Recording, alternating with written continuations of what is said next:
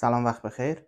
توی این ویدیو قراره با هم تکنولوژی باتری کمپر رو بررسی کنیم. چه باتری استفاده میکنیم داخلش، چه جنساییه، چه چیزایی تو بازار ایران متداوله، تو بازار جهانی چیا داریم و ولتاژاش، نحوه شارژ هر کدوم، نحوه تواندهی یا آمپراژ هر کدوم، مباحث باتری که کلا چه شکلی ساخته میشه، تفاوتاشون با هم چیه از نظر شیمیایی و فیزیکی، و یه مبحث کلی در مورد این داشته باشیم. این قسمت اولین قسمت از باتری‌های کمپر خواهد بود و با باتری اسیدی شروع میکنیم و مینتننس فری یا MF یا سیلد اسید که همون باتری خشک میشه یا اتمی اصطلاحاً. یه سری سوال میپرسن که آقا این دیتا، این اطلاعات از کجا میاد؟ اطلاعاتی که من دارم هیچ کدوم من درآوردی نیست. من توی یه سالی که اینجا مشغول به کارم با یه سری کمپانی کار میکنم که کارشون ساخت آمبولانسه، ساخت ماشینای پشتیبانیه، مثل ماشینایی که میره مثلا توی صحنه گروگانگیری پشتیبانی غذا و سرویس دستشویی و استراحت برای مامورایی که تو منطقه، یا کارگردانایی که دارن یه فیلمی میسازن توی لوکیشن خارج از شهرن، هتل نیست، نمیتونن برگردن، یا ساعتای حالا فیلم برداریشون تایماییه که باید بمونن تو اون کمپرها یا ماشینای پشتیبانی، و آمبولانسا و ماشینایی که دو باتری دارن، از دو باتری استفاده میکنن. سیستم‌های شارژی که اینجا متداوله، کاری که تو ایران میتونیم بکنیم. یه سری کارهای اتوبوس برقی کردم. من اینجا توی کمپانی کار میکردم که میدل باس اتوبوس برقی میساختیم و میدل باس اتوبوس دیزلی که اونها یه سری سیستم‌های دو باتری داشتن واسه دیویارایی که داخلش میذارن، سیستم‌های ثبت بقای اون دوربینایی که توش نصبه، و تمام دیتا، تمام مطالبی که من قراره توی این ویدیو بگم مطابق با آخرین رفرنس هایی که اینجا یاد گرفتم و چیزایی که از ایران میدونستم. اینجا در حال یادگیری هم هر روز، و هر اطلاعات جدیدی پیدا کنم یا هر تکنولوژی جدیدی پیدا بکنم در مورد این باتری ها یا تکنولوژی کمپر حتما باهاتون به اشتراک میذارم. یه توضیح کوچولو روی وایت بورد میدم و ویدیو رو ببینین. انتقاد، نظر، پیشنهاد، هر چی دارین تو کامنت بنویسین. بریم با هم شروع کنیم. خب من سعی میکنم که طول ویدیو کوتاه بشه، به خاطر اینکه بتونیم هم مخاطبای بیشتری داشته باشیم، هم شما حوصله‌تون بکشه نگاه کنید. باتری که تو کمپر استفاده میشه باتری اسیدی تر یا خیس، همون باتری قدیمی که اسید بهش اضافه می‌کردیم و می‌ذاشتیم زیر شارژ. دریچه داشت برای اضافه کردن آب مقطر و اسید و الکترولیت. باتری اسیدی خشک یا اتمی، به اصطلاح اتمی تو ایران MF، مخفف مینتننس فری یعنی بدون نیاز به نگهداری، و سیلد اسید یعنی اینها آب بندی شدن، نیازی به اضافه کردن الکترولیت یا آب اسید مقطر ندارن و میتونید شما استفاده کنید. حالا به جز این دو تا امروز بررسی میکنیم. ژل اسید یا AGM که باتری که توی سولار پنل، سیستم‌های سولار پنل استفاده میشه، توی UPS استفاده میشه بعضن، که مخفف ابزوربنت گلاس مت باتریه که یک بین صفحات سربی که الکترولیتش به مانند اینا اسیدیه و بین صفحات سربیش یک لایه از فایبر گلاس قرار گرفته که خوبی‌ها و بدیاشو بعد بهتون میگم به چه صورته، برای نگهداری بیشتر اسید بین صفحاتی که برای نگهداری بیشتر اسید یا هم الکترولیت بین صفحات سربی. باتری لیتیوم یونی که خیلی جدید هست و خیلی فوق‌العاده گرونه، لیتیوم آیون یا لیتیوم یون لیتیوم هست، و لیتیوم آیرن فسفات یا لیتیوم و فسفات آهن که این آخرین تکنولوژیه که خطرات لیتیومو نداره، خیلی هم گرونه. بعد ولتاژ سلول به سلول این دوتا هم تفاوتشون میگم که چرا این آرایش رو نمیتونیم توی 12 ولت داشته باشیم، حتما باید با آرایش 24 ولت ببندیمش. خب با این دو تا باتری شروع میکنیم. باتری اسیدی تر یا خیس، باتری خشک یا اتمی یا مینتننس فری. باتری تر یا خیس رو همه باش آشنان. تکنولوژی خیلی قدیمیه، همچنان استفاده میشه. اینجا توی ماشینایی که توی زمینه گلف استفاده میکنن دارنش و فوق العاده قدرت زیادی داره. شما با شارژ کردن شارژ کردن باعث خشک شدن الکترولیت داخلش میشه و شما وقتی غلظت اسید بالا میره، بعد از استفاده از اسید سنج که میزان اسیدی بودنش رو تشخیص میدین، اسیدی بودن الکترولیت رو بهش آب مقطر اضافه میکنین و دوباره میذارین شارژ بشه. توی باتری‌های فلادد یا اسیدی تر یا خیس، ولتاژ نامیشون 12.64 ولته و depth of dischargeشون DOD، یعنی تا زمانی که میزانی که میتونید این رو دیسچارج کنید بدون آسیب رسوندن بهش 50%، یعنی 50% این ولتاژ رو شما میتونید دیسچارج کنید که حالا وقتی ضرب میکنید به یه عددی به 12.23 ولت میرسیم که این در واقعیت وقتی تفاوت این دوتا رو با هم استفاده میبینیم یه چیزی هولوش 66 ولته، حالا اگه اشتباه حسابش نکرده باشم، برای سیلد اسید، برای باتری اسیدی، ببخشید چون ویدیو اولش خیلی توپق میزنم. ما بین فول شارژ و 0% شارژش، یعنی زمانی که این باتری شارژ میشه 12.64 ولت، 50% دپث آف دیسچارج استفاده کنیم تا 12.23 میرسه و زمانی که دیسچارج میشه کامل یه چیزی هولوش 66 تفاوتش که وقتی اون عدد رو ازش کم میکنیم ما به یه عددی حدود 11 و خورده ای میرسیم، مثلا 11 و مثلا 89 بر فرض مثال. که این مشکل چیه؟ ما بیشتر یخچال ها، اینورتر هایی که توی کمپر استفاده میکنیم یه سیستم مدیریت ولتاژ دارن برای اینکه جلوگیری کنن که باتری از بین نره یا شارژش وقتی تموم میشه باتری نمیره، زیر 12 ولت میان قطع میکنن جریان برق رو که به باتری آسیب نرسه. پس چه توی استفاده از باتری اسیدی تری یا استفاده از باتری اسیدی خشک، زمانی که شما ماشینتون روشنه و دینام داره هول و هوش 14 ولت شارژ میکنه میتونید از یخچال اینورترتون استفاده کنید. زمانی هم که ماشین رو خاموش میکنید ولتاژ یه چیزی حدود 12.64 بسته به برندهای مختلف فرق میکنه ها این ولتاژ البته.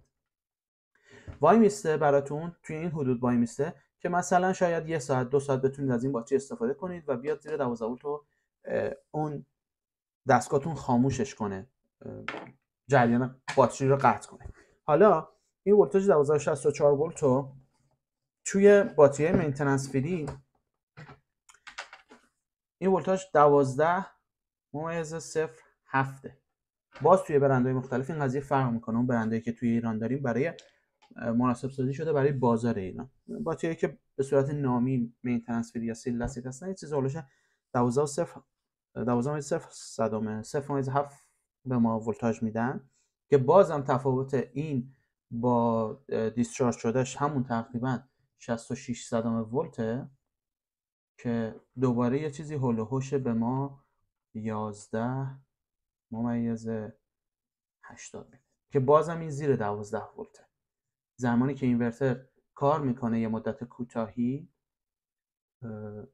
و یخچال توی ماشین که حالا چه آرایش 24 ولت ببندینه چه 12 ولت، وقتی زیر اون ولتاژ افت میکنه دستگاه خاموش میکنه، خودش رو جریان باتری قطع میکنه که بهش آسیب نزنه. چه مزایایی داره اسیدی؟ اسیدی تر یا خیس به خاطر اینکه خب الکترولیتش تخلیه میشه، یعنی تبخیر میشه وقتی که شما شارژش میکنید. شما میتونید وقتی سطح الکترولیت کم شد توی محفظه باتری، بیشترشون هم خط داره که مثلا نوشته اینجا مینیمم و اینجا ماکسیمم، میتونید الکترولیت بهش اضافه کنید و این باتری به عمر خودش به کار خودش ادامه بده. ولی شما نمیتونید باتری رو از یه حدی بیشتر تخلیه کنید. چرا؟ چه توی باتری اسیدی چه توی باتری خشک این قضیه صادقه. علتش اینه که صفحاتی که توی هر باتری هست، حالا فرض میکنیم که این یک باتریه 4 بلوک 3 ولتی داره و هر کدوم یک سری صفحاتی داخلش دارن که اینها با هم سری میشن و در نهایت به ما قطب مثبت و منفی رو میدن.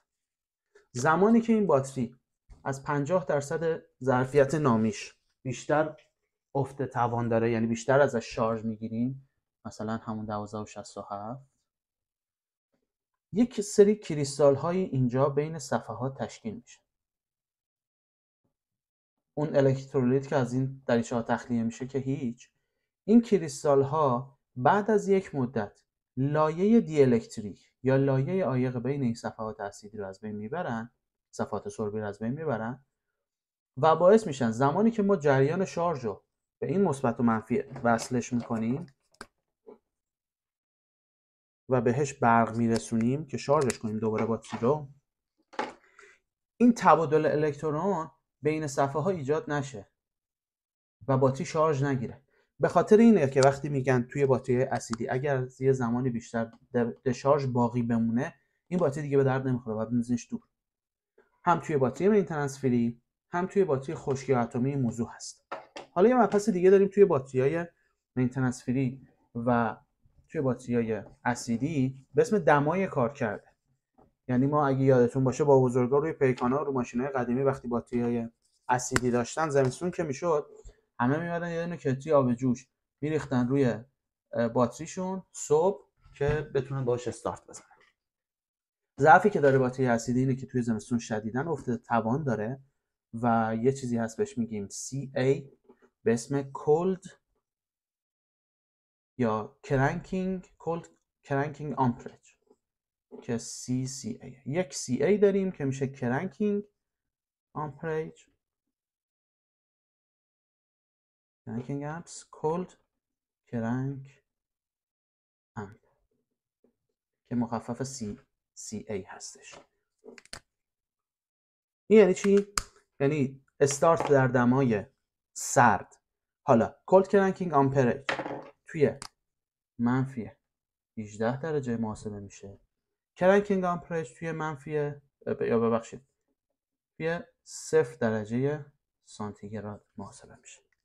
یعنی چی؟ یعنی تو زمستون باتری‌های مینتیننس فری، باتری اتمی، به خاطر بسته بودنشون دما روشون کمتر تاثیر میذاره و روی باتری واریان با شرکت سپاهان بیشتر دیده میشه که نوشته CCA رو باتری ایرانی خیلی نمی‌نویسن، نوشته CCA و اون یعنی دمای منفی 18 درجه.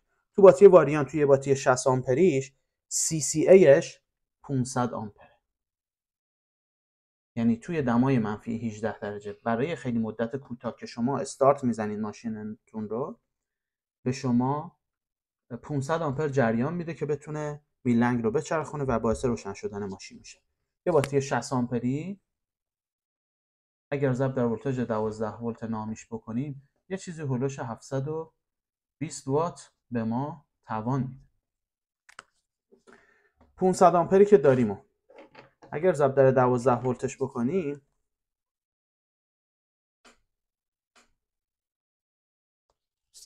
یه چیزی هولوش 6000 وات به ما توان میده. یعنی توی دمای سرد ما میتونیم تا 6000 وات یا 6 کیلووات از این باتری توان بگیریم برای استارت زدن انجین. یک سری از مباحثی که من میگم خب تو ایران هیچ وقت اصلا در موردش بحث نمیشه، کسی هم دقت نمیکنه، هم به صورت تجربه یاد گرفتن و میرن جلو. روی استارترهای روی موتور استارتر همه خودروها نگاه کنی یه توانی بر حسب کیلووات نوشته. مثلا واسه یه ماشین دیزلی مثل بنز یا همون خاور این توان یه چیزی حدود 8 کیلوواته. یعنی یه باتری 12 ولت 60 آمپر چرا نمیتونه این موتور استارت بزنه؟ واسه اینکه با اون 500 CCA که نوشته CCA که نوشته شده 500 یا همون 500 آمپر و ولتاژ 12 ولت به ما هولوش 6000 وات یا 6 کیلووات توان میده. پس این باتری توی زمستون نمیتونه یه موتور استارتری که روی بنز خاور مثلا نصب شده و 8 کیلووات از ماشین ما از باتری ما توان میخواد رو جریان میخواد دریافت کنه رو استارت بزنه. به علت اینه که میان حالا دو باتریش میکنن، اون دو تا باتری 60 آمپری میاد هر کدوم 6 کیلووات میده که جمع میشه 12 کیلووات روی 24 ولت هستش این 8 کیلوواتی خدمتتون عرض کردم و میتونه موتور رو روشن کنه توی دمای سرد. باتری اسیدی تر رو ما میتونیم تا 80% ولتاژشون بدون آسیب به صفحات داخلیشون، بدون اون که این کریستال تشکیل بشه، تخلیه ولتاژ کنیم. یعنی ولتاژ 12.64 رو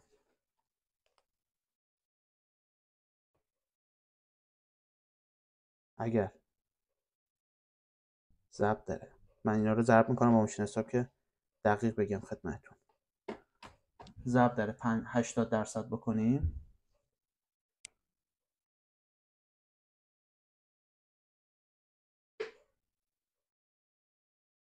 درصد یه عددی به ما میده 10/112 ولت. یعنی تا این ولتاژ ما میتونیم باتری رو تخلیه بکنیم و بدون اینکه به این صفحات داخلی که براتون توضیح دادم آسیب بزنیم یا اون کریستال‌ها تشکیل بشن استفاده کنیم ازش و خراب نشه. حالا یه چیز داریم به اسم مقاومت داخلی باتری. یعنی اگر یه باتری رو شما در نظر بگیرید، علت این که میگن یه باتری از بین رفت و مرد چیه؟ ما میگیم این باتری یه شمای مداری داره، یه شمای فیزیکی. این منبع ولتاژ شماست. به صورت واقعی یک مقاومت هم با این سری شده.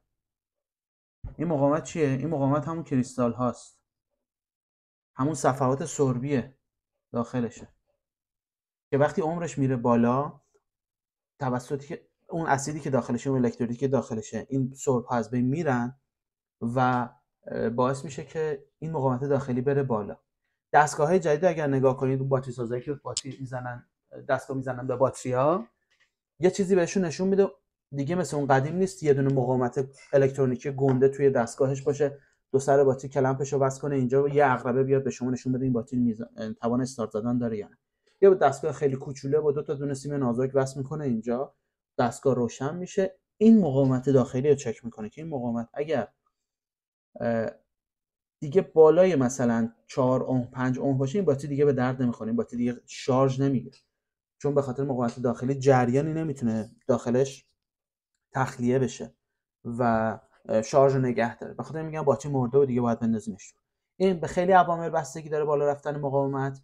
تکانهای شدیدی که توی ماشین داریم بهش تاثیر میذاره خیلی زیاد و